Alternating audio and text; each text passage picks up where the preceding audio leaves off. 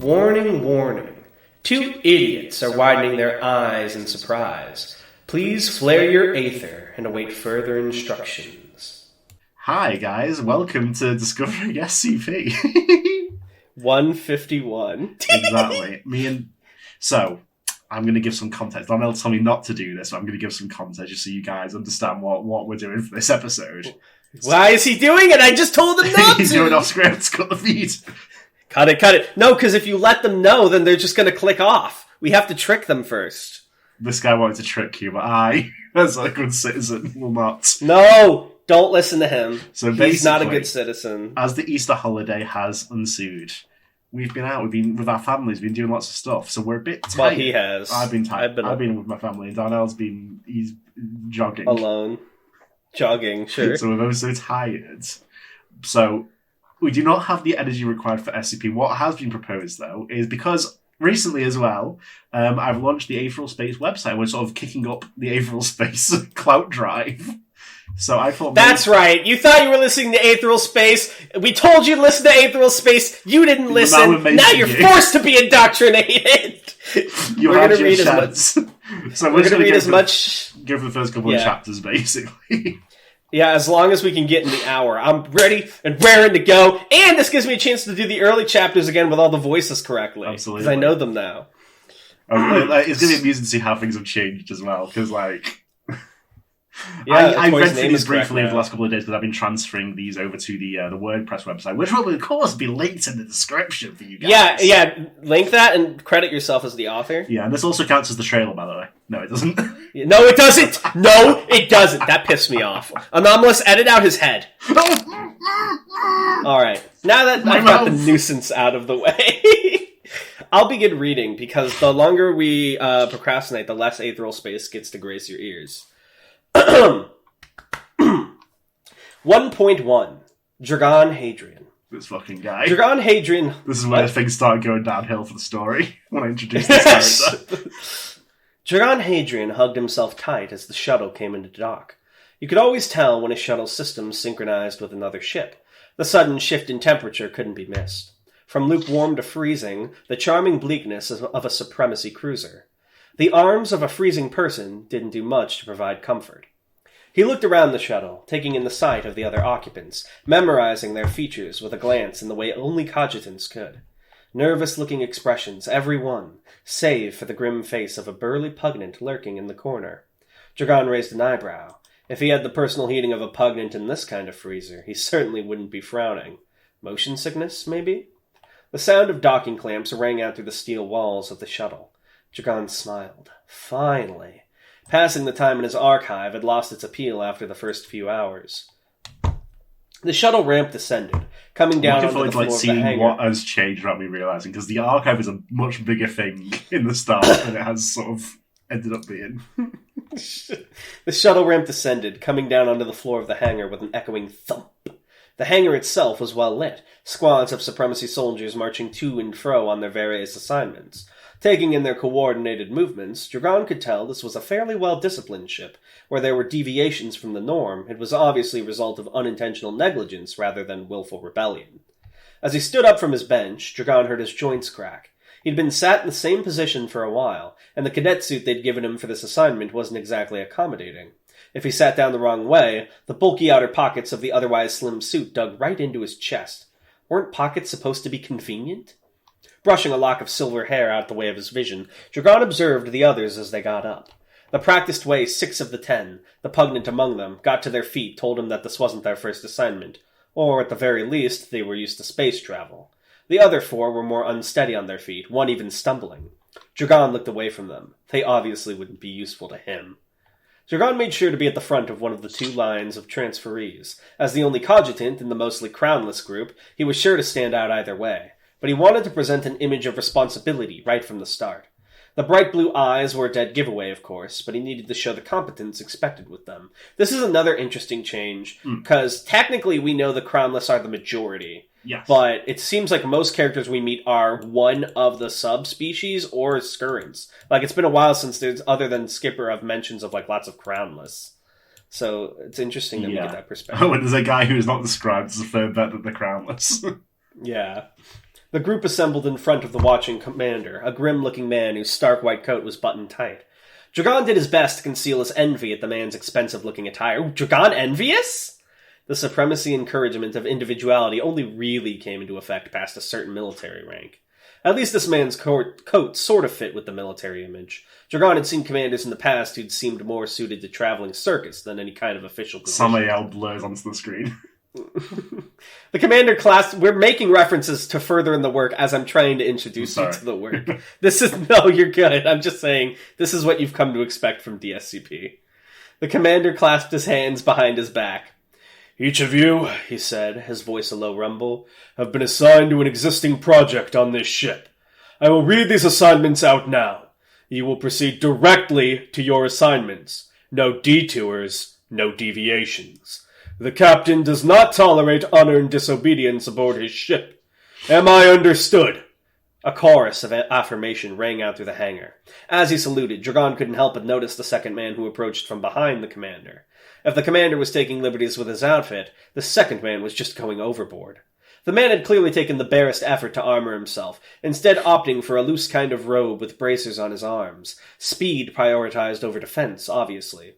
A pistol sat in its holster strapped to the man's left hip. The gun was polished, but it was perfunctory, a matter of obligation. The sword hanging from his right hip had clearly been maintained with something approaching love. Slicked black hair ended with a long ponytail. Dragon did his best not to look too surprised. Oh my god, Melee weapons weren't exactly uncommon among the supremacy military. There was no shortage of systems that could disable firearms in the galaxy, but where they were used, they were typically things like batons, mass-produced trash like punch-point firearms. Swords weren't very common, though, outside of people like Special Officer Kojiro and a few contenders over the years. This guy clearly thought highly of himself.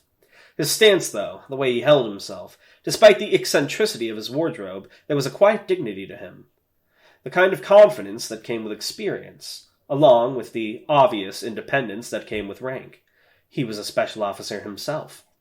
Dragon took the information and folded it into the shape of a file, thought converted into text. Conjuring a shelf, he stored it away in his archive. From the perspective of anyone else, though, he just stared off into space for a moment.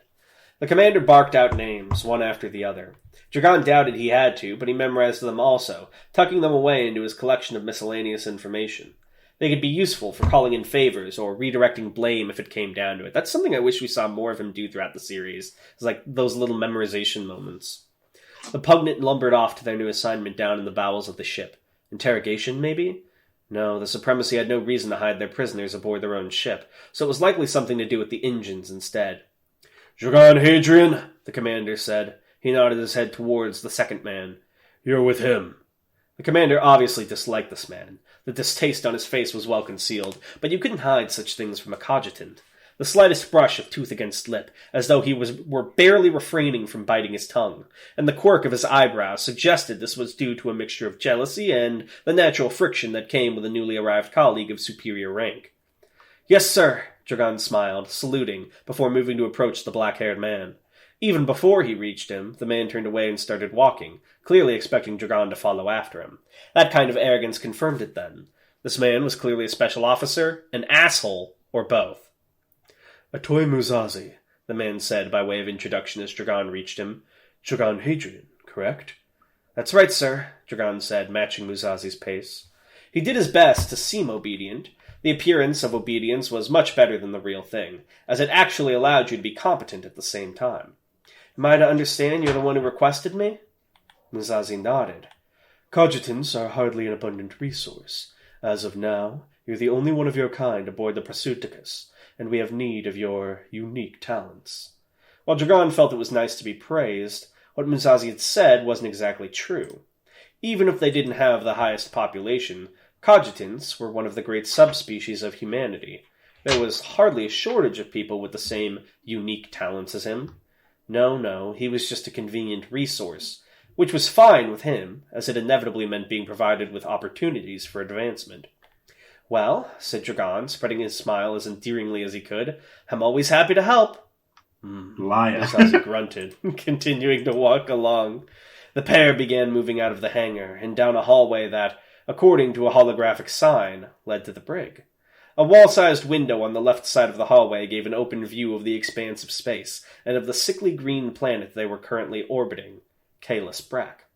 The glass looked flimsy, but Dragon could tell without looking that blast doors were ready to slam shut at the first sign of damage.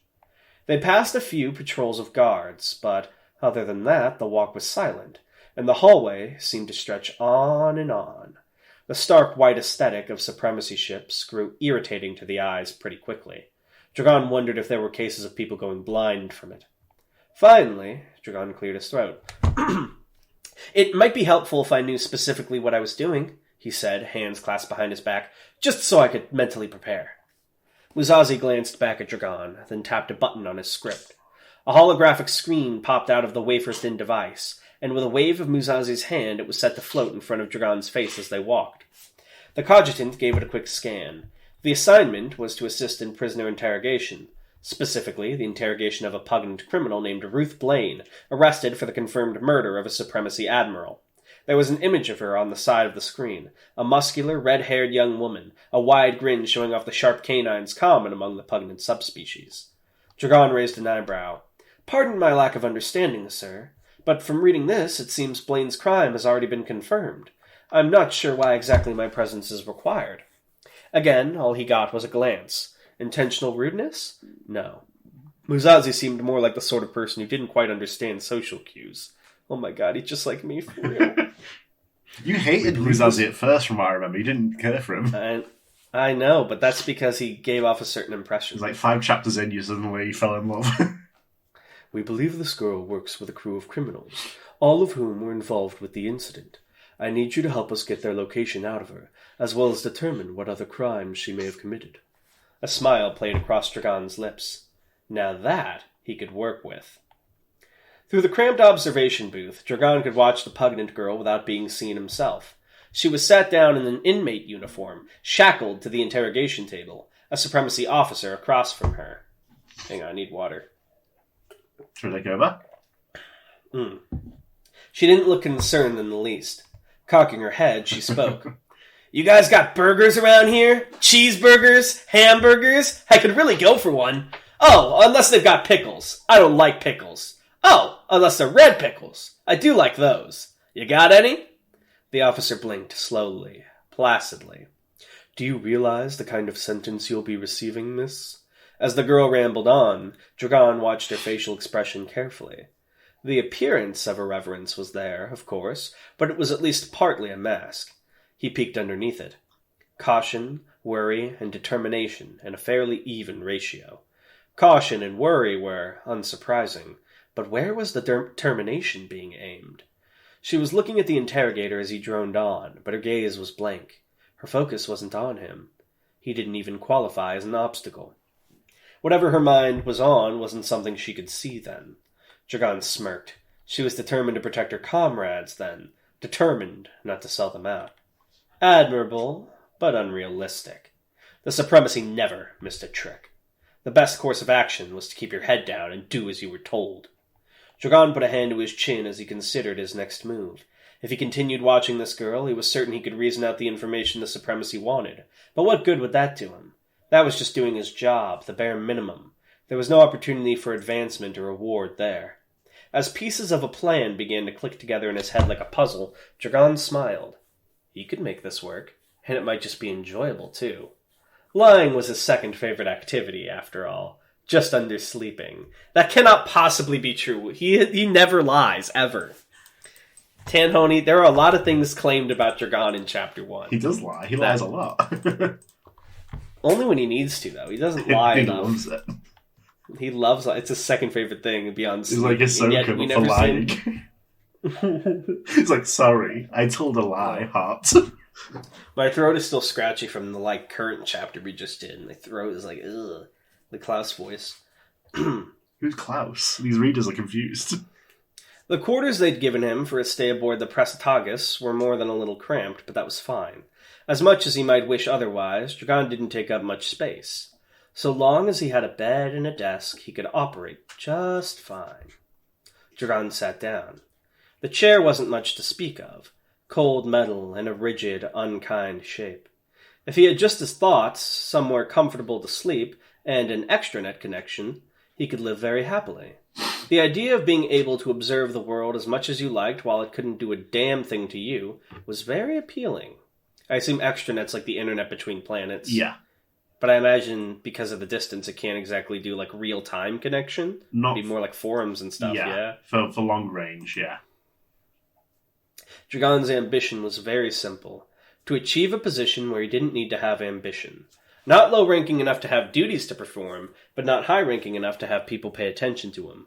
A holy land of delegation and comfort. That's called middle management, buddy. And he loves it.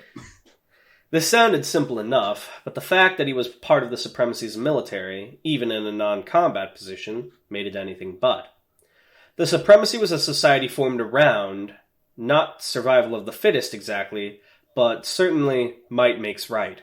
Those with power had the right to tell others what to do, and those without power had only the right to obey those orders.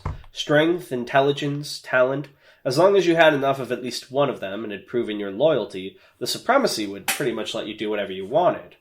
To a society of idiots, the ability to punch a little harder, a little faster, was an all-important metric. That had never been Dragon's talent. But there were shortcuts for such things. Dragon glanced at the door. I love how he refers to this as a shortcut when it's just a thing that like every character has. He thinks he's so smart. Dragon glanced at the door, listened intently, and, once he was satisfied nobody would be entering any time soon, retrieved his testing block from a pocket. It was a lump of loose metal Dragon had picked up a few assignments back, durable material used to make these back-destroying chairs. There were a few scratches in its surface, each deeper than the last, charting the progress of Dragon's self-training over the last few months. Not deep enough, though. Not nearly deep enough to make the kind of impression he wanted. Taking a deep breath, Dragon reached for his aether. It was difficult to describe how exactly he accessed that energy, but if he had to do so, he'd say that it was like turning on a non-existent organ inside his body. It had taken him weeks of work for him to reach the point where he could access it so quickly. In the beginning, he'd had to sit cross-legged for hours before he could get so much as the vaguest expression of it. See, this is interesting, too, because this is different than how cores work as we know it. So that implies that maybe through the act of sitting cross-legged for hours, that, like, revealed enough determination? Yeah. It takes determination to do that, so he doesn't know it, but he was tapping into his aether core there. Right. Very interesting. Although, isn't that the same training method Musashi put a climb on? Yeah, but that's like meditation, like, think about yourself, like, explore these emotions. Whereas he was just like, it's like, it works. I'm shitting aether! I'm so talented. The moment Dragon accessed the aether, the tingling sensation spread throughout his body, from the core of his bones all the way to the tips of his hairs. It was like receiving an extreme electric shock that couldn't harm you, and, as if to fit the metaphor, arcs of what looked like blue electricity blinked in and out of existence around his body. The possibilities of what he could do with this energy poured through Dragon's mind. He could concentrate it inside his body to strengthen it. He could fire it out as a projectile. He could even force it into the shape of an object or weapon. And those were just the possibilities that sprung to mind first. If he was smart about this, his aether could be a very useful tool. Aether was no secret, of course. The majority of the upper ranks in the Supremacy made heavy use of it, but learning it often required an expensive tutor or a sympathetic superior. He didn't have the money or patience for either of those. Self-teaching like Dragon was extremely rare, and doubtless much less effective than having an actual teacher, but his cogitant heritage was picking up some of the slack there, working out the next steps from what he'd already accomplished. Back in the days of the Gene Tyrants, before the 1,000 Revolutions, the cogitant subspecies had been engineered to serve as strategists, administrators, aides, people to do the thinking so the rulers didn't have to. The kind of reasoning Dragon was doing was something he'd been all but designed for. When you create something smarter than you by design, it obviously doesn't turn out well. That empire had fallen nearly 1,000 years ago, and gene manipulation had become the most taboo of taboos, but the descendants of the subspecies lived on. Dragon found himself grateful for that very often. It wasn't very satisfying to get ahead with the benefits of heritage, but so long as he did get ahead, Dragon didn't much care. Using the method he'd managed to reason out, Dragon focused his aether into his fingernail. The arcs of blue collected there, the nail itself shining, and as they did, Dragon felt an intense warmth behind his eyes. They were glowing slightly, the blue light illuminating his testing block. Apparently, glowing eyes was a fairly common aether tick. He supposed it could be worse. During his research, he dug up reports of people who ended up with things like rapid hair or teeth growth. Glowing eyes were better than that any day. More convenient, too, if you were lost in the dark. Dragon gritted his teeth, exerting himself as much as he could to keep his aether focused, and dragged his enhanced fingernail across the surface of the testing block. The nail slid through like a knife through butter, leaving a satisfyingly smooth trail. The moment he reached the other side of the block, Dragon let his aether dissipate with a shower of blue sparks, wiping the sweat from his brow. From what he'd observed so far, the most important things to work on were the strength of the aether and how long you could hold it. Those could be done via simple practice. See, that's another thing, is like that idea of holding it, because it's all about holding the emotion, yeah? Yeah. The rest, though, was for the moment beyond him. From what he understood, aether users had as many unique applications of it as there were stars in the sky, but he himself wasn't confident in his ability to meddle too much with it without blowing himself up. Satisfied with his current progress, Dragon stuffed the testing block back into his pocket. Ideally, he wanted to reach a level where he could keep his aether up while moving around and fighting. Then he could begin his advancement in earnest. He leaned back in his chair, looking out the cabin's porthole into the void of space beyond. This side of the ship was facing away from Kalis Breck, thank goodness. It looked a shithole, so he had access to the full calming view. So, on to the matter of Ruth Blaine. Closing his eyes, Dragon accessed his archive. He liked to imagine it as a chalk-white castle standing in the sea, the sound of crashing waves giving him something constant to cling on to if he was at risk of getting distracted. Flicking through imaginary files, Dragon brought up all the information he'd memorized about the prisoner. An archive really was so very useful. A great many cogitans had them, or at least had some method of organizing their thoughts. If they didn't learn that early, all sorts of nastiness ensued once their brains grew bored. Blaine was definitely guilty of what she'd been accused of. But couldn't she be guilty of more? Exposing a few other crimes of hers would look very good on Dragon's record. There were more than a few unsolved assassinations he could pin on her. A pang of guilt hit out at him, but he suppressed it. The girl was getting the death penalty anyway, so he was hardly making things worse for her. If she was screwed anyway, wouldn't it be better for a little more good to come out with, at least? He compiled a list of offenses she could feasibly have been involved with, and made a mental note to come up with links to them in short order. That was all well and good, but he'd been assigned here to determine the location of her allies. With a flick of his finger... I'm so sorry for my phone, I'm tossing it on my bed. With a flick of his finger, Dragon filed away the information he'd been dealing with and concentrated. Something didn't quite fit with the data he'd been given, like a jigsaw puzzle with one piece slightly too big. The One Piece. The One Piece is real! Blaine had been caught by herself, with her allies nowhere to be seen. But the records indicated that she was never far from her comrades. Had they parted ways? No. Her expression had indicated a determination to keep them safe. The kind of determination that only comes about when there's a possibility of failure. She knew exactly where they were. But there had been that other determination, hadn't there? When she'd sat in the interrogation room, there'd been a sense of purpose to her. She had come there for a reason. Dragon's mind began working in overdrive, synapses like coiled superhighways of thought. Had she let herself be caught? Why? For something she could only get on the ship. What could she only get on the ship? This was a mass-produced supremacy freighter. There wasn't anything unique here.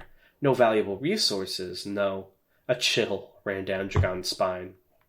Perhaps she was after something that would be sent here to help with her interrogation? Something that the ship didn't otherwise have? A cogitant administrator, for instance. One who'd be kept close to where he was needed. Dragon suddenly became aware of how very cold his sweat was. Surely he was... No, he was overthinking. That was known to happen with cogitants too. Runaway trains of thought. Ridiculous. Behind him, the alarm started blaring. Oh, shit. So first chapter, I think, is a fun start to the series. Yeah. It introduces a lot about Dragon that I wish we got more of as the series went on, but I also like that it sets up a lot about Aether and sort of his thought process coming into the story. I had fun rereading this. I would give this chapter a 9 out of 10. Wow. How would you rate it? What do you think? I wrote it, so I can't really rate it, but... like some of the it's important for an author to be able to reflect on their work honestly. You do it all the time with SCP.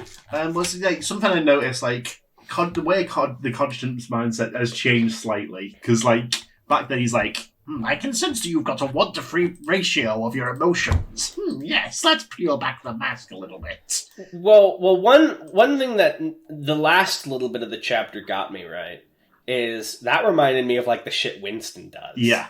And it's very interesting to see how if he had stayed in the Supremacy, he could have just become another Winston, basically. Which I thought was kind of a cool parallel. I don't know if he did that intentionally or not, but I liked it. Anyway, my throat hurts, so you're doing 1.2. Until Skipper comes up, and then I'll be Skipper's voice. Okay. Dragon leapt to his 1.2, Sparks of Rage. Oh, there we go. Dragon leapt to his feet, all the theories and hypotheses in his head being replaced with panic in an instant. Had he been right? Was Blaine after him? The steel chair toppled to the floor with a dull thunk. No, he mustn't panic. Dragon clutched his chest with his hand, his breathing heavy. Even if Blaine were after him, there was no way she could get him. She was strapped down with the best prison equipment the Supremacy can buy. Liar, this ship is cheap and fragile, you know that. Why, oh why must his inner monologue be so traitorous? He should repeat this. This remains true for a while. Dragon looked around his cabin. What was his best course of action? Hide here, prepare to fight? You're a seasoned criminal, you're a glorified clerk. Fighting isn't an option, idiot. Hiding then? There was room under the bed for him to squeeze. In the chaos of an escape, she was only going to be able to check every nook and cranny. Likely she wouldn't even check this cabin. Are you sure about that? Yes, of course he was sure. Don't be. If she's escaping with such ease, it's likely she has help on the inside. If that's the case, it's more than possible she already knows which cabin you've been assigned to. You should get as far away as possible, as quickly as possible. With the fear slowing his deliberate thinking, Dragon's subconscious reasoning was outpacing his conscious mind by a wide margin. It wasn't great to be looked down on by yourself. Oh. He charged for the door, pulling himself into the corridor the moment the sliding doors opened. The hallway beyond was bathed in red light, the ship on high alert. Whooping sirens echoed and steel shutters had slammed down to cover all the viewports and windows. It was like being packed into a can. If Blaine was coming for him, assuming she knew his location, he needed to hide in a cabin 2 doors away from his own. If he'd in his own cabin, he'd be found without question. But if he didn't, there was a possibility Blaine would think she'd gotten the wrong cabin and search one immediately next to it too. If she didn't find him there, she'd assume he'd hidden somewhere far away and not search the next sets. She wouldn't have time to anyway. She'd be fighting guards and the security systems of every step she took. Dragon almost leapt out of his skin as he heard the slam of something striking a wall in the distance. Less thinking, more doing. Moving as quickly as he could, Dragon made his way to the cabin 2 doors to the left of his own. All the doors were automatic on the ship from what we observed, so all one had to do was open them and stand there for a few seconds. Dragon stood there for a few seconds. Nothing happened. You only have access to your own cabin. Basic security system shouldn't come as a surprise. The other doors won't work either, so don't bother. And he needs to run for it. That wouldn't do you any good. The noise you heard a few seconds ago wasn't that far away, so it's a good bet she's almost here. Plus, she can outrun you without a doubt. Didn't you see her muscles? Well trained. Then, plan A, hide under the bed. Both parts of his mind, at least on that point, were in sync. Dragon whirled around, ready to run back to his room, but stopped the moment he got a good look down the corridor. Alternate universe where he hid under the bed straight away. Yeah, and he would have made it. That's Capricorn's opening. Ruth Blaine stood there, breathing heavy, the sparking head of a security drone. He didn't mean an automatic, hadn't he? Crushed between her fingers. Red aether crackled around her, illuminating the dark spot of the corridor she'd stepped out into. Their eyes locked, bright blue and bright yellow. Blaine wiped a trickle of blood from her lip and dropped the drone head to the ground with a thunk. Dragon Hadrian, she said, voice hoarse, in a tone that suggested she already knew full well it was him. Get ready to fight. You have no way of winning. No, but you can delay her until someone who can shows up. She won't kill you. Was he sure about that? 72%. I remember even back then I was like, where are these percentages coming from? It's so anime. Dragon, canonically he pulled that out of his ass. That's why he stops doing this later. After he touches grass. Yeah, he's like so convinced he's a genius that he's like, I know the percent chance. Dragon stepped back, took in a deep breath, and as he did, he reached for his aether. The blue sparks surrounded his body like static electricity, diffused as much as possible so as to shield his body. Blaine raised an eyebrow. Oh, she grinned. Nobody told me you knew how to dance, little guy. The red aether coating her body erupted into a flash, and when it cleared, Dragon was no longer looking at a human face anymore. The thing now covering the front of Ruth Blaine's face like a welding mask forced into the same of her skull, the square grill of the jaw like a mockery of teeth. The two black circles covering Blaine's eyes regarded Dragon intently, watching for what it would do next. There were other new additions to Blaine's wardrobe. Steel bars in the shape of a ribcage covering her chest, and iron claws strapped to the back of her fingers, the points gleaming ominously. She'd made the armour with Aether, that much was clear. Sweat ran down the back of Dragon's neck. She was clearly far beyond his abilities. The most he could manage right now was standing still without his Aether instantly diffusing into nothingness. Oh, he's so bad at Aether. This guy's skill issue. Not going to say anything, taunted Blaine, her voice muffled by the skull mask. It's no fun without the banter, you know. Trying to look crazier than she is. Intimidation technique. Dragon opened his mouth to say something, to show he wouldn't be so easily frightened, and in the moment he did, Ruth Blaine was upon him. She'd leapt down the entire hallway with a single kick, the movement animalistic, her shining red hair like a flowing mane ripped behind her. Her clawed hands were open, lunging. She intended to grab Dragon, not slash him, but be painful all at the same time. Fucking hell, it's too late to fix that. Clumsily, but with all the speed his body could muster, Dragon threw himself to the ground. As he collapsed into a heap, his Aether dissipated into nothingness around him. Hey, it's not too late to fix. You can go back after we finish recording and edit them. He felt wind rush against his hair. Blaine had passed right over his head. The only hope he had in a fight was avoiding her. He'd gone through combat training, same as any member of the Supremacy's military, but Blaine clearly had vastly more experience. He got up to his feet, almost slipping on the smooth floor as he did so, only to be met by Blaine's leg, coming towards him in a vicious kick. No time to dodge. Use your Aether to block. Blue sparks began manifesting around his body, but it was too late. The speed at which Blaine moved was simply unfair. Don't you think?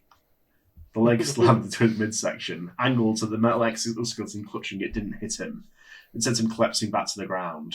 He clutched his stomach, groaning, suppressing the urge to vomit. He wouldn't give her that satisfaction. The pain was excruciating, but not as much as it should have been. A kick like that should have smashed some ribs. Had he actually managed to protect himself with his Aether? He heard Blaine sucking air between her teeth. Oof, I'm real sorry. The way you were standing, I thought you'd be stronger, so I might have gone a little overboard. You okay? She sounded surprisingly genuine. That didn't make the situation any less humiliating. It always makes me sad thinking back to Arc 1 and the moments they had that they didn't end up getting more of like a Denji and Power type relationship. So sad. Don't let her look down on you. There was an application that he hadn't tried yet. Oh, it's coming! His signature technique! Gemini Fireball! Hold on, guys. Twitching on the ground, Dragon tensed his body, preparing himself to move when the moment came. Blaine's apology got no reply, and he could hear her approaching to check on him, making sure she hadn't killed her quarry. That was fine. That was good. He had to make sure this was point blank. This is a signature technique. He will be using this for the rest of the series, and it's his most powerful move. So pay attention. He felt her hand grab at a strap on the back of his cadet suit, trying to pull him up. And at the same moment, he rolled over to face her. His teeth were bared in an expression of utmost effort, his eyes bulging, and his left hand facing towards Blaine, palm flat. Crackling Aether was concentrated around it. Blaine's eyes widened, hell yeah. First time, I think. Ding! The Aether came together even more, forming a minuscule sphere glowing with an intense light. Its shape flickering and warping with instability. Thrusting his palm as close to her face as he could, Dragon fired.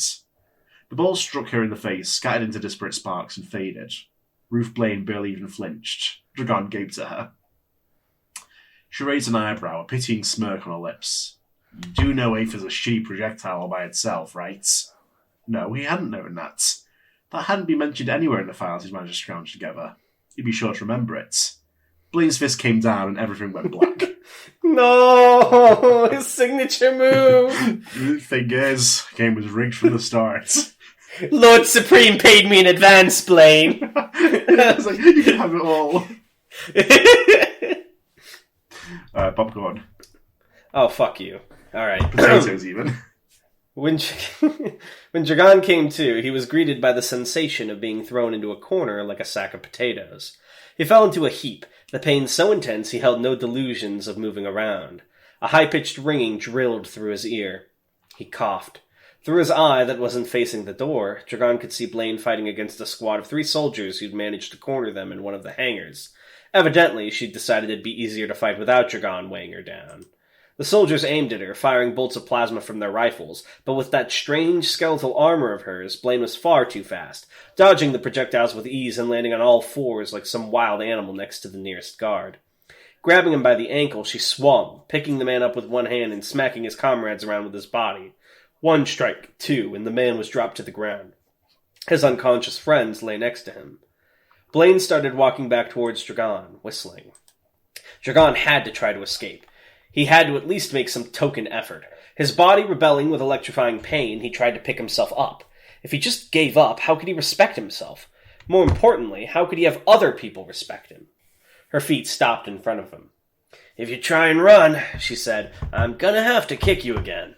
He instantly gave up, flopping back to the ground like a fish. No, we're getting His pride wasn't worth another one of those kicks. Clearly, he was still somewhat out of it. He only noticed after the fact that Blaine had thrown him over her shoulder like a sack of potatoes. You really liked the sack of potatoes in this one. His legs swinging freely. There was a beep. Blaine had taken out a script, and then his captor spoke. "You're taking your time, Skipper. Kinda need a way out now. That special officer's figured out the distraction." Another muffled voice from the script. Male, older from the sound of it, but with the kind of drawl that came with an attempt to hold on to youth.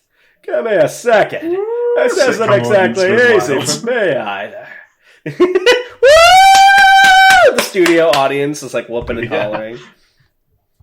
"Give me a second. This isn't exactly easy for me either." A pause. Blaine tapped her foot, the noise echoing throughout the cleared hangar. "Okay," she said. "It's been a second." A sigh came from the script, with another sound in the background. "Turret fire?" "Don't try to be clever, Ruth. It doesn't suit you." Hey, he would never say that to her. What the fuck? I also thought that. I think it's very clear you had a very different impression of these characters in the first few chapters than the rest of the story. He would never say that to her. He was distracted. It's so mean. "You wait much longer. Breathing won't suit me either." "Don't joke about that. Bruno's got the controls. We're coming in now." Bruno's position as the fucking chauffeur has gone unchanged throughout the entire story, though. As if on cue, the sound of scraping metal rang out throughout the hangar as the blast doors taking up one entire wall opened, sparks flying from the forced action. Beyond it was the black gulf of space. For a moment, Dragon thought he'd be sucked out, but there was a telltale rippling in the air where the blast doors had been. The pressure shield was still active. A small ship came down from above, maneuvering itself into the gap made available. It was a clumsy, patchwork little thing. From the looks of it had started off a Supremacy shuttle, but over time had had so many bits and pieces from other ships bolted onto it that it was probably one of a kind. Oh, wow. This really seems like many good memories will be built on this ship. This'll be iconic, right? We'll get art of this, it'll be on the cover. The blazing light on the front of the craft illuminated the hangar, and the second after it spotted Blaine, the ship turned around and reversed itself halfway through the pressure shield. They intended to blast off right after Blaine boarded. She took a step towards the shuttle, Dragon limp over her shoulder. "If you let the hostage go," a voice said quietly from behind them, "I'll let you live." Blaine whirled around. Even Dragon forced his head up to look at who had spoken. Atoy Muzazi! Come on, it goes wild. To the hangar. Woo! Laugh track plays. Stood in the entrance to the hangar, sword unsheathed and pointed directly at Blaine. His gray eyes were cold, dull. White aether crackled in the air around him, his sword reflecting the light to such a degree that it seemed that it itself was glowing. If he'd had the strength, Dragon could have shouted at him. Why had he bothered calling after Blaine? Why get her attention? A special officer should be more than capable of assassinating someone from behind. Dragon scanned the man. The sword, the stance, the gaze. The kind of idiot that believed in honor. Well, that was all well and good, but it didn't do him much good, did it? He felt Blaine adjust her stance, just slightly, enough to put herself into a position to run or attack depending on how things progressed. She took a deep breath, clearly steeling herself. She wasn't fully confident in her ability to fight this man, also seems unlike Ruth. But maybe Muzazi's just that goated. "Huh, what guarantee do I have that you won't kill me anyway?" she said, laughing with false confidence. Neither Muzazi's stance nor his gaze changed in the slightest. "I just gave it to you. You can choose to believe me or not. You have 5 seconds. Blaine gulped quietly, suppressing it as much as she could. 1. She shifted the angle of her foot just slightly. 2. Musazi's eyes snapped down for a moment, observing the change. 3. This is your chance. 4. Dragon moved. There was no other way to describe it. It wasn't movement with any purpose or direction, just a general spasm to throw Blaine off her balance. His body punished him for it instantly, like fire had been injected into his veins, but the maneuver worked. Blaine stumbled backwards, and at the same moment, as 4 seconds became 5, Musazi charged. Dragon had thought he'd seen absurd speed when Blaine had first come for him in the hallway, but that was like swimming in molasses compared to this. 1 second, Musazi was standing in the entrance. Then a blaze of light erupted from his back, and he was right in Blaine's face. This is like, oh man, I thought this kind of speed was like something he unlocked later, but maybe I'm just not exactly grasping the Aether speed scale. His eyes were wide, pupils pinprick promises of murder. With all her strength, Ruth Blaine threw Dragon to the side, abandoning her load. In what was becoming a depressingly common experience, he landed in a painful heap in a place he didn't recognize, dull brown rather than the sleek white of the ship. You're in their shuttle. They've opened the back port for Blaine. Adjusting himself into the least painful position, Dragon witnessed the sequence of events that consumed the next few seconds. When he charged, Musazi's sword had been pointed upwards towards the ceiling, and now he brought it down in a devastating downward slash. At the same moment, Blaine's red aether burst into a flash of light, just as her opponent's had before he charged. When it cleared, the skeletal armor she'd been wearing for her escape had been replaced with a new ensemble.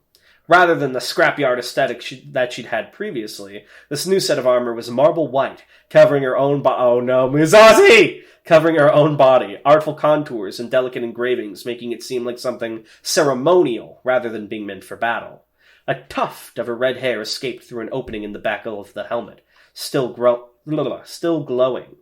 The descending sword struck the helmet, and 2 things happened at once. The helmet shattered like glass, and a toy Musazi went flying backwards. Blaine went flying backwards too, of course, with a high-pitched yelp of pain, but it wasn't nearly as violent. Her going flying was a result of the force of the blow, whereas Musazi was sent towards the entrance with such speed that it was like he'd been repelled by a magnet. Even with this is interesting too, because usually it just gets reflected back on them. This did change slightly. This is gold experience. You can't attack the animals. Plot armor. It wasn't plot armor. It's the opposite. Because it only happened to benefit her in this instant, and then it went away. Well, it would have benefited her more if it hadn't existed, because he would just sent it away. Okay, golden experience. Even with the obviously painful blow. It's not even loyal to me yet. A trail of blood was trickling down into her left eye. Blaine didn't waste her opportunity. She turned and ran for the shuttle, the rest of her burdensome white armor disintegrating into red aether. There was another flare as she switched to her skeletal set, and with the enhanced speed that seemed to grant, she leapt into the shuttle like an animal pouncing on its prey. Run for it. This is your last chance. Dragon tried to get up. He really did. But his legs didn't obey him. Neither did his hands, for that matter. All his limbs were shivering in shock, and any attempts to get them to do anything but that were doomed for failure. The back port slid shut with a cold thunk, and a moment later the craft rumbled with the sensation of thrusters and speed. Blaine heaved a sigh of relief, Dragon a groan of despair. He had officially been kidnapped. Share this! Twitter, Facebook. Like! Be the first to like. Related, random chapters, also posted all on the same day. 2 comments. But I only see one from Tanhoney. It says, hell yeah. Me when Dragon gets kidnapped officially. Oh, man. Alright, do you think we have time for one more? We'll go slightly over, but I'm worried we might be slightly under if we stop now. I think... Here's one glaring flaw I've noticed. Okay. Is there's no next chapter. There is. Oh, yeah, it's at the very, very bottom. My bad. Sorry, I'm just used to it being slightly higher up. I like the way it's laid out as well with the big boxes. Yeah. Alright, so, you don't want to do another? I think we will go over if we do another, so... Alright, well, I do think in that case, at the very bare minimum, because we tricked our audience, we should do like a quick short SCP. Okay, you stuck it out, guys. Yeah, you stuck it out. Now you get to actually do what you came here for. Anomalous will not edit in an annotation, because fuck you, but he might, if he feels kind. I don't know. Sure, SCP, let me have a look at maybe a new one. Oh, and also that chapter I rate an 8 out of 10 for character inconsistencies. Skipper would never talk to Ruth like that, Ruth's power not being the same later, a toy Musazi being super fast that early on. Hold on, he's always been fast, you just didn't appreciate it. Yeah, but not that, but like, she's already fast in her armor, so him being like a blur of speed 10 attacks in 1 second looking ass. Well, I never said he could do that. His overhead swing was I'm trying to find a short fucking SCP. All the new ones from today are so fucking long. Just pick a fucking -J article that you know of. Let's go into a -J. Everyone loves a good -J. Maybe a Salmon Courbet we haven't read yet. Let's see. I'm sorry he's failing you guys. Have we read Dragon Snails on podcast yet? I think we did. Hold on, I've got one. Okay. The original The Sculpture, SCP-173-J. Can you link? Link. Alright. This is by Silberesher. Silberesher, that name sounds familiar. This has a heck of a lot of upvotes. Let's get right into it. Yeah, you're reading. Item number SCP-173-J. Object class Uselid. Following incident 8. Oh, you read the footnotes. That's your role.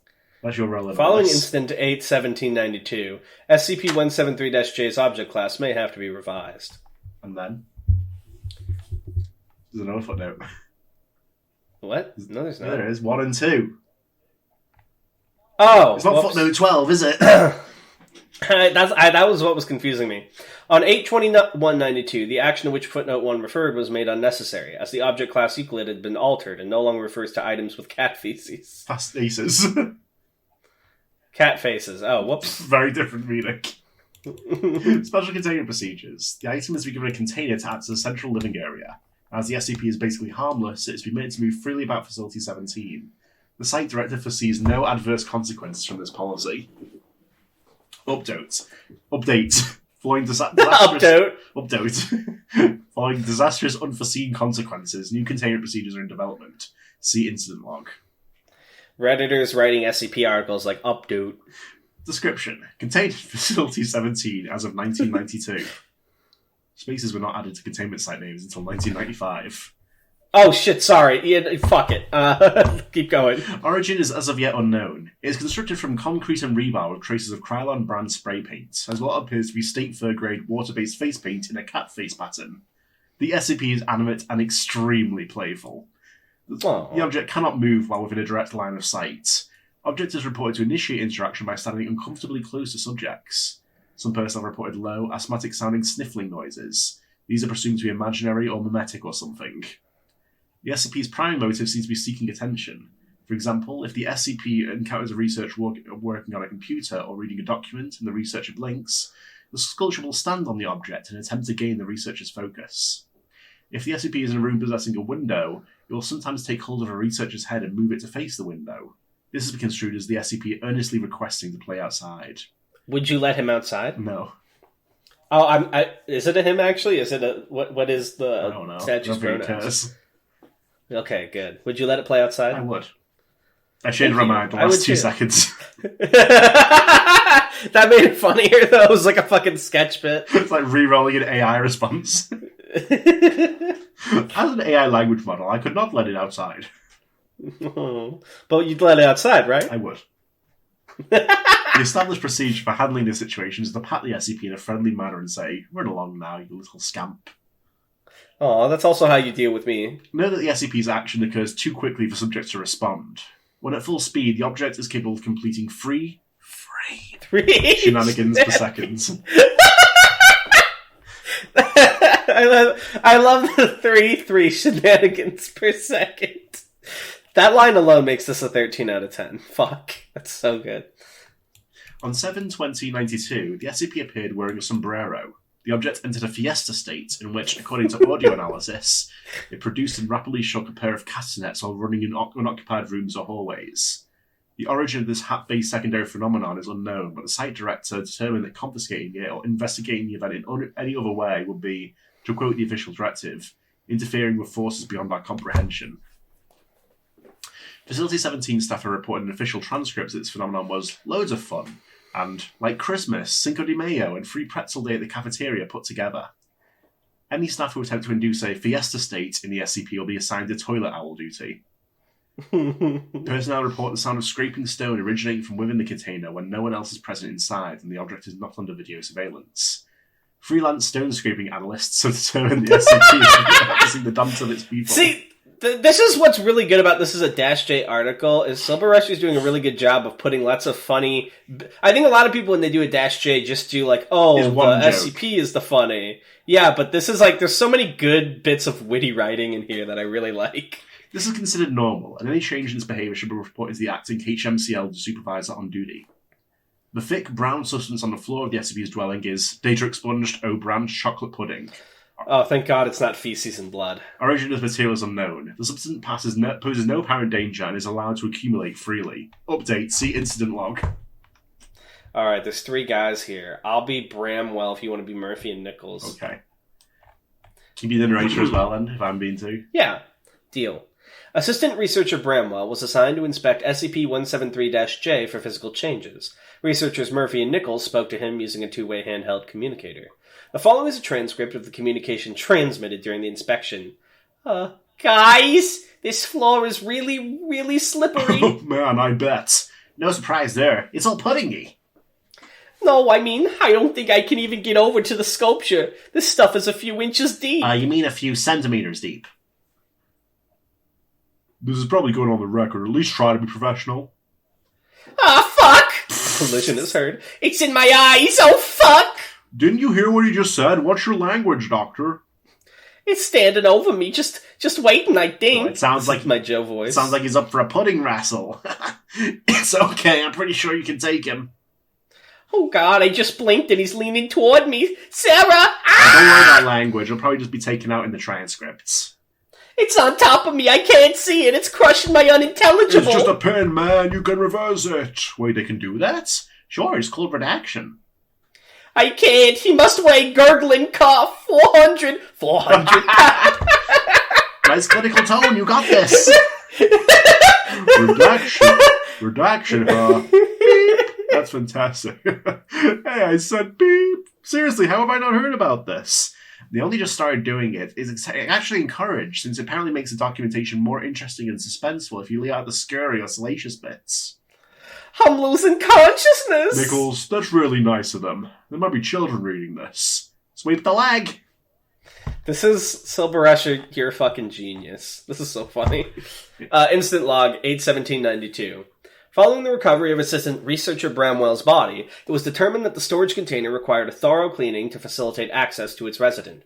173-J was monitored carefully while high-pressure showers and a large drain gate were installed in the chamber. On 8/17, the following incident occurred. I'm not going to read the fucking timestamps.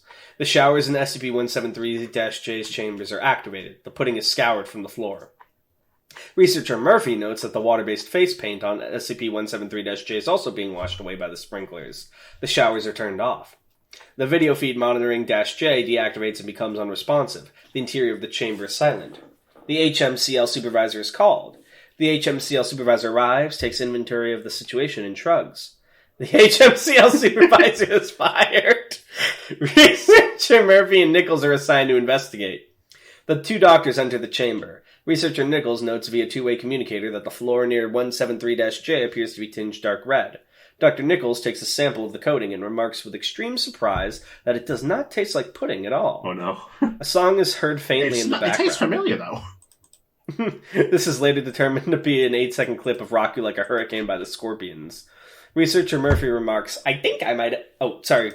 Go ahead, speak his voice. I think I have a text message. Well, I think I have a text message. Dr. Nichols groans audibly. Dr. Murphy is heard remarking that the sender is most likely Kelly, who was previously speculating about breaking up with her boyfriend Mark. Dr. Murphy indicates an imperative need to discover whether such a procedure has been enacted, and if so, whether he can hit that on the replay. It's so good. Dr. Nichols announces that he will maintain line of sight on -J by closing one eye at a time. This never works. A snapping sound is heard in the audio feed. A second snapping sound is heard in the audio feed. But I thought it was peaceful. Is it because they washed off the cat face? So. Following this event... Okay. Oh, go ahead. Following this event, the SCP's container procedures and schedules will be completely revised. The new procedures will stipulate the SCP kept lots in its containment area should be cleaned by hand. Any implication that the SCP's containment document should be revised will be denied, as the SCP represents the classic roots of the Foundation, which persist no matter which direction the organisation is taking in the meantime.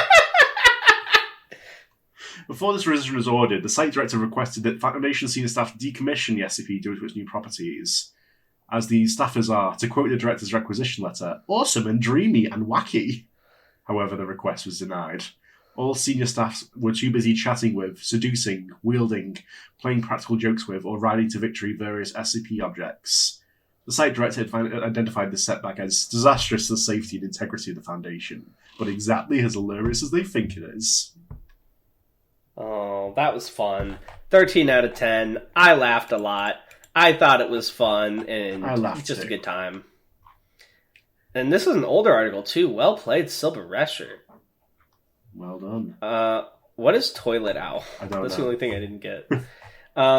Yeah, upvote, take it. All right, you got your SCP, guys.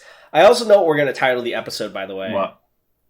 SCP-5000, a retrospective, finally revealed secrets, and then the thumbnail's gonna be like the armor, and like he's taking off the helmet, and I'm doing like the pog face. No. Taking off the helmet is his face like completely black with a question mark, like he's revealing something. Yeah. Should we actually do that, or is that too evil? Fuck yes. You guys love us, right? You know we just mean it in good faith. We only do this once every 150 episodes. They'll forgive us.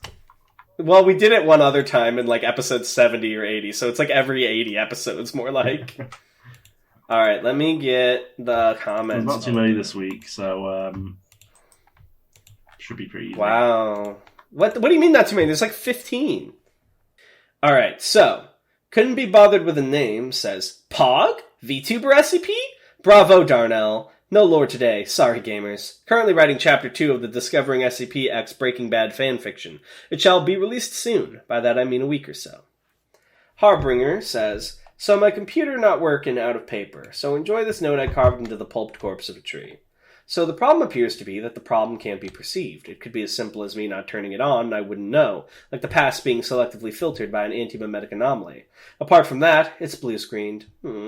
Harbinger 2.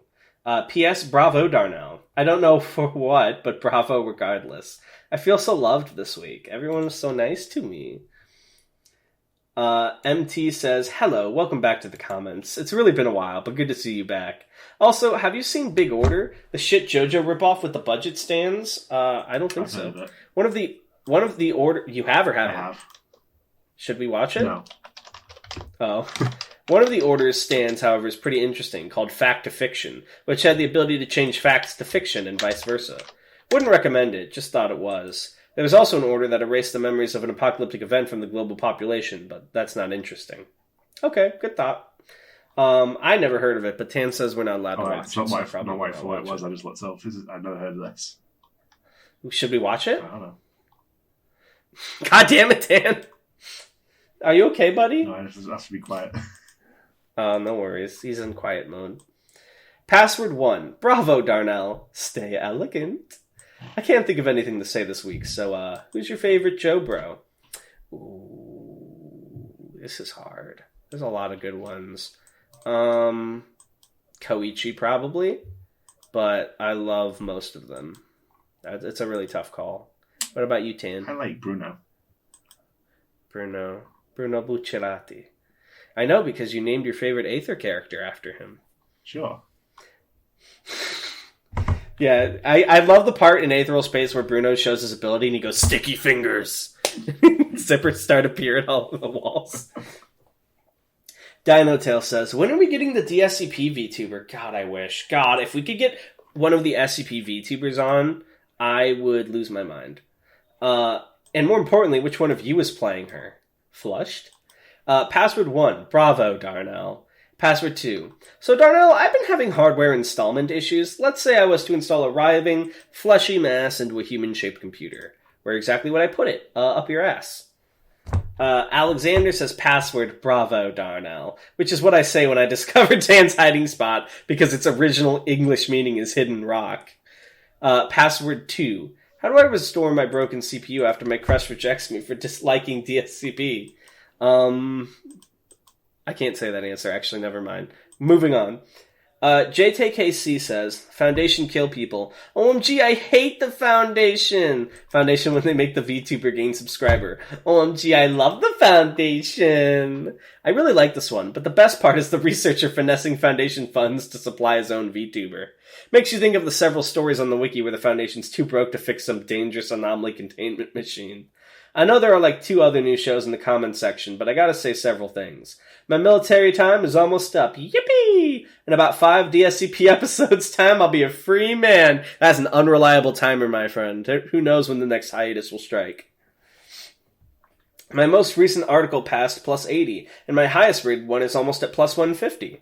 I'm always reminded that I wouldn't have gotten into this cringe writing thing if I didn't join WriterBotCon last year, so I really do have the 2 of you to thank for letting me subject the wiki to my atrocious sense of humor, so thank you guys genuinely!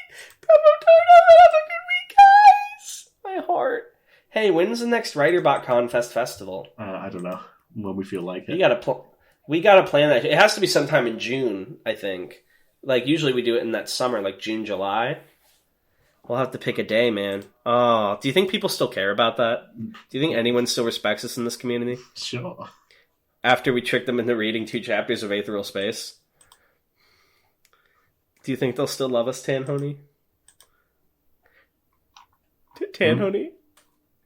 He's gone already. Yeah. He's already lost. Right. I can't talk too much. Oh, he's so quiet. Alright. Comedy Man Kelp says, hello everyone, and welcome back to Tanhoney Towers News on Channel 5 with your host, Comedy Man Kelp. Sorry we weren't able to have a broadcast last week, everyone. I was busy training in the mountains. Don't ask what I was training in the mountains for. It's not important. Anyhow, on to the news. Former United States President John F. Kennedy has risen up from the dead to say that Tanhoney always has the best bits on the podcast. That is true. Baker Paul has reportedly opened a portal to the Zafe Zone and called forth a legion of forgotten ones. When asked about his thoughts on Banker Paul's recent actions, Crocat reportedly responded, let him cook. Inside sources are telling us that Darnell has just been spotted leaving the convenience store after purchasing a candy bar. They should kill him. This concludes this week's broadcast of Channel 5 News. And remember, kids, stay in school, say no to drugs, and if a man wearing priest attire, white face paint, and green hair dye asks you to point him in the direction of the nearest bakery, you should do so, because it's the right thing to do. Ryan Gosling, Comedy Man Kelp. Interesting. Another long-form comment from Banker Paul. Banker Paul writes, Week 3 inside the vault. Okay, lore-wise, I let you out of the vault. I've let you out. You don't have to worry about the wall anymore. No, he's out of the vault. In return, he can comment normally now for me, please. Password, clap, clap, clap. Bravo, Darnell.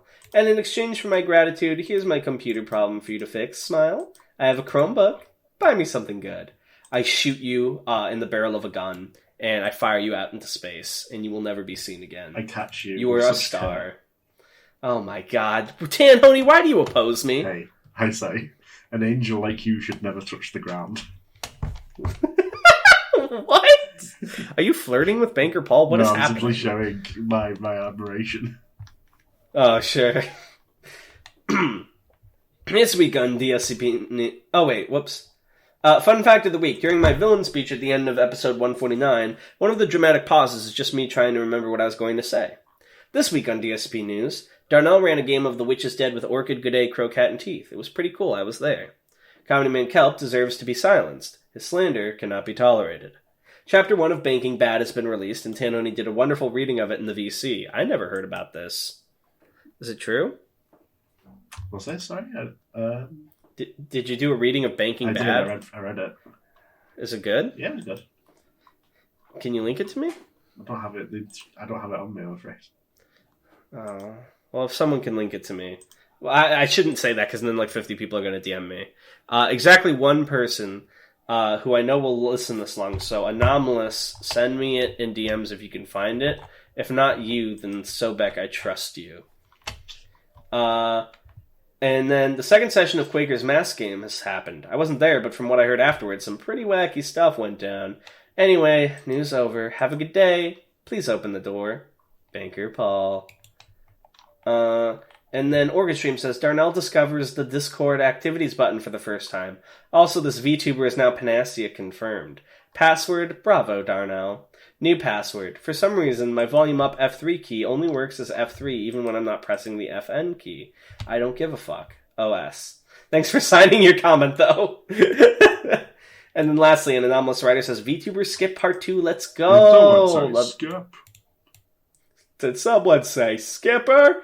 They called me that because I skipped part 1 and 2 of JoJo. I have no clue what the fuck's going on. Who's Dio? I don't get it. Who's this blonde guy? It doesn't make any sense. 0 out of 10, Rocky. He forgot to explain it. Alright, well thank you guys for listening. Sorry we put you up to our devilish trick. We love you oh so very, very much. And we'll see you next time. Bye!